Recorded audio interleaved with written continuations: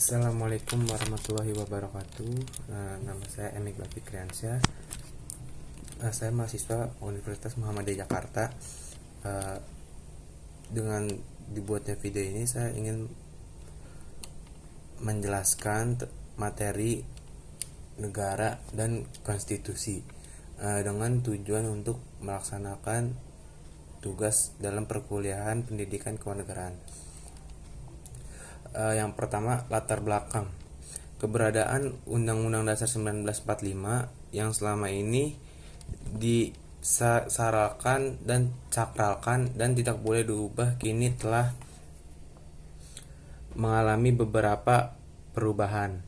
Tuntutan perubahan Undang-Undang 1945 itu pada hakikatnya merupakan tuntutan bagi adanya penataan ulang terhadap kehidupan berbangsa dan bernegara, atau dengan kata lain sebagai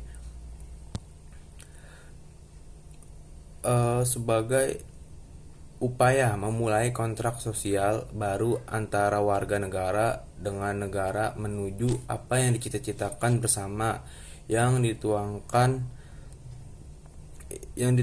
dalam sebuah peraturan dasar atau konstitusi yang selama ini kita bisa kenal.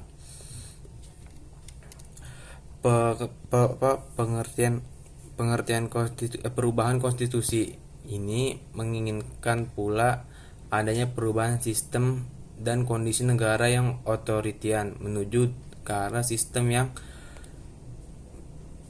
demokratis dengan relasi lembaga negara yang seimbang. Dengan demikian, perubahan konstitusi menjadi suatu agenda yang tidak bisa diabaikan. Hal ini menjadi suatu keharusan masyarakat untuk mengamandemen Undang-Undang 1945. Kita masuk ke pembahasan ya, pengertian negara. Negara merupakan salah satu bentuk organisasi yang ada dalam kehidupan masyarakat. Pada prinsipnya, setiap warga masyarakat menjadi anggota dari suatu negara dan harus tunduk pada kekuasaan negara. Melalui kehidupan bernegara dengan pemerintah yang ada di dalamnya, masyarakat ingin mewujudkan tujuan-tujuan tertentu seperti ketentraman, ketertiban, dan kesejahteraan masyarakat. Agar perintah suatu negara memiliki kekuasaan untuk mengatur kehidupan bermasyarakat, tidak bertindak seenaknya, maka ada dibuatnya sistem aturan tersebut menggambarkan suatu hierarki atau pertindakan dalam aturan yang paling tinggi tingkatnya sampai pada aturan yang paling rendah. Negara dan konstitusi adalah dui tunggal. Jika diibaratkan bangunan, negara sebagai pilar-pilar atau tembok tidak bisa berisi kokoh tanpa fondasi yang kuat, yaitu konstitusi Indonesia. Hampir setiap negara mempunyai konstitusi. Terlepas dari apakah konstitusi tersebut telah dilaksanakan dengan optimal atau belum, yang jelas konstitusi adalah perangkat negara yang perannya tak bisa dipandang sebelah mata, karena tanpa adanya konstitusi sangat sulit sekali untuk membangun suatu negara. Kita lanjut ke materi yang selanjutnya, yaitu teori terjadinya negara. Yang pertama adalah teori teokrasi. Menurut teori ini, negara berdasarkan kehendak Tuhan. Paham ini muncul bahwa keyakinan agama bahwa Tuhanlah Maha Pencipta di langit dan bumi, pemegang kekuasaan tertinggi. Tiada kekuasaan dunia ini yang tidak berasal dari Tuhan, termasuk negara. Penganut teori ini Thomas Aquinas, Augustinus F. maupun Hegel. Dan ada pula teori organik, teori perjanjian, teori kekuasaan, dan teori kedaulatan. Adapun bentuk-bentuk negara: satu, negara kesatuan unitaris atau negara serikat federasi seperti Amerika, itu adalah negara serikat. Terus Tiongkok, itu adalah contoh negara yang memiliki serikat. Kalau kita sendiri di Indonesia ini adalah negara kesatuan. Selanjutnya adalah wilayah, unsur-unsur negara. Ya, unsur-unsur yang meliputi negara ini adalah wilayah atau daerah, ada lautan, udara, dan wilayah ekstrateritorial. Adapun rakyat, tanpa adanya rakyat, maka suatu negara tidak akan bisa dibuat tanpa adanya rakyat di dalamnya. Terus ada juga pengakuan dari negara lain. Tanpa ada pengakuan dari negara lain, maka negara tersebut belum sah secara resmi menjadi negara yang terdaftar di dunia ini. Ada pula batas-batas negara. Pengertian batas negara adalah daerah di lingkungan yang menunjukkan batas-batas suatu negara, di mana di dalam suatu negara itu memiliki wilayah tersendiri. Jadi sehingga wilayah tersebut bisa menjadi tempat berlindung bagi rakyat dan sekaligus tempat untuk berorganisir dan menyelenggarakan pemerintahan.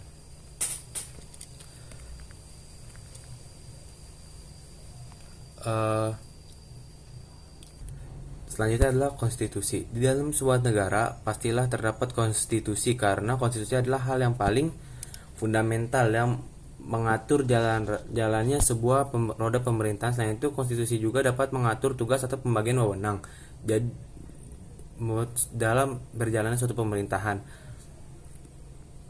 Di antara ada legislatif, eksekutif, dan yudikatif. Indonesia memiliki konstitusi yaitu Undang-Undang Dasar tahun 1945. Maka Undang-Undang 1945 inilah yang menjadi landasan atau acuan dalam menjalankan kegiatan pemerintahan selama ini. Selain itu, Undang-Undang 1945 ini adalah sumber hukum tertinggi dari negara Indonesia. Undang-undang dasar atau konstitusi negara tidak hanya berfungsi membatasi kekuasaan pemerintah, akan tetapi juga menggambarkan struktur pemerintahan suatu negara. Yang adalah pembagian konstitusi dapat dibedakan dalam dua macam, yaitu konstitusi tertulis, yaitu suatu naskah yang menjelaskan kerangka tugas pokok dan dari badan-badan pemerintahan serta menentukan cara kerja dari badan-badan pemerintahan tersebut. Konstitusi tertulis ini dikenal dengan sebutan Undang-Undang Dasar. Konstitusi tidak tertulis merupakan suatu aturan tidak tertulis yang dipelihara dalam praktik penyelenggaraan negara di suatu negara. Konstitusi tidak tertulis ini dikenal dengan sebutan konvensi.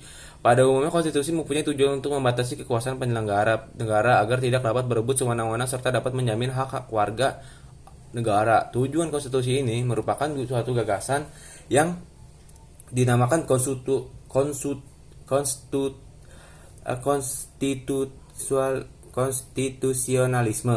Maksud dari konstitusionalisme adalah suatu gagasan yang memandang pemerintah atau penyelenggara pemerintahan sebagai suatu kumpulan kegiatan yang diselenggarakan oleh dan atas nama rakyat. Ada pula perubahan konstitusi atau amandemen. Setelah melalui perjuangan yang panjang, akhirnya Indonesia dapat meraih kemerdekaannya seiring dengan perkembangan bangsa Indonesia semakin gencar. Dalam mengukuhkan soal birokrasi tentang konstitusi, betapapun semampunya adalah konstitusi pada suatu saat tertentu, konstitusi tersebut bisa ketinggalan zaman atau tidak lagi sesuai dengan dinamika dan perkembangan masyarakat itu sendiri.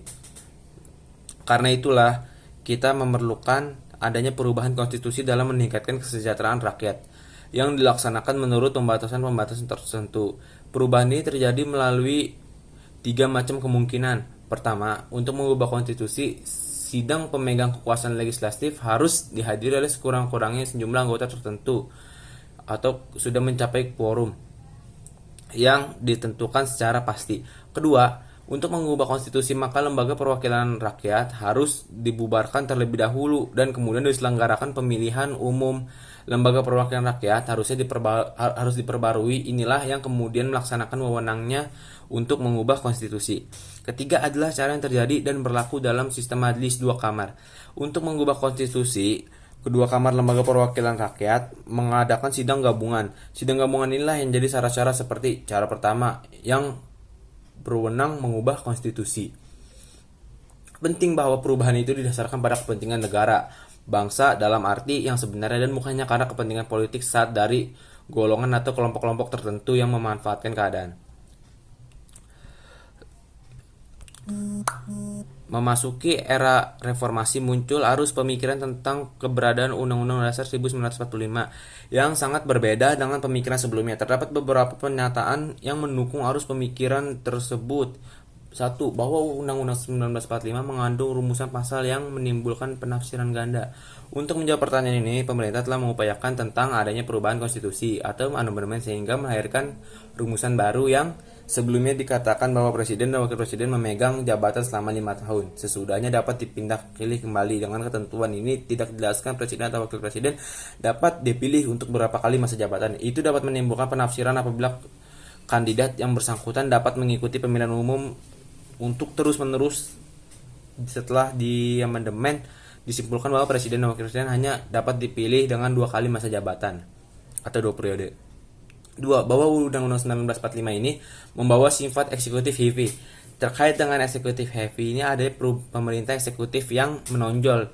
Diadakannya amandemen pertama pada pasal 5 ayat 1, pasal 7, pasal 9, pasal 13 ayat 2, pasal 14, pasal 15, pasal 17 ayat 2 dan 3, pasal 20, pasal 21 yang intinya mengatur tentang pembatasan jabatan presiden yang menjadi kewenangan DPR. Beberapa kewenangan yang dulu hanya dapat dilakukan oleh presiden setelah diamandemen harus memperhatikan pertimbangan dari lembaga lain, yaitu seperti pengangkatan duta dan konsul harus dengan pertimbangan MPR, memberi garasi dan rehabilitasi dengan pertimbangan MA. Hal itu merupakan pengurangan wewenang terhadap presiden.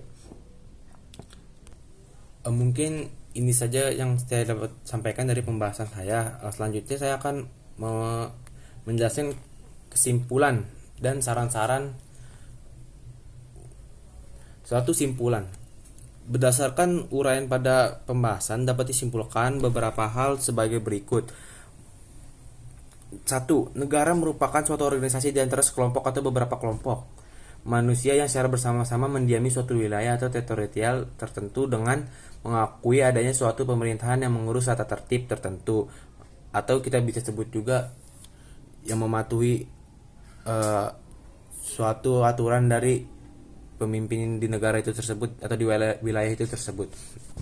Kedua, konstitusi diartikan sebagai peraturan yang mengatur suatu negara, baik yang tertulis maupun tidak tertulis. Konstitusi memuat aturan-aturan pokok atau fundamental menopang berdirinya suatu negara.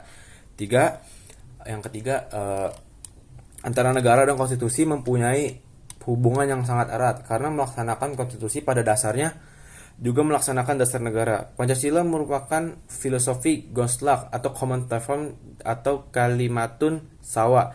Pancasila sebagai alat yang digunakan untuk mengasahkan suatu kekuasaan mengakibatkan Pancasila cenderung menjadi ideologi tertutup, sehingga Pancasila bukan sebagai konstitusi melainkan Undang-Undang 1945 yang menjadi konstitusi Indonesia.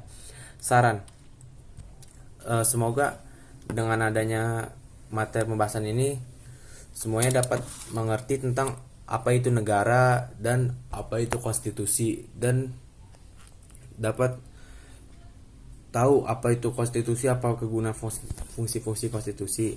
Sekiranya apabila ada salah-salah kata dari saya mohon maaf.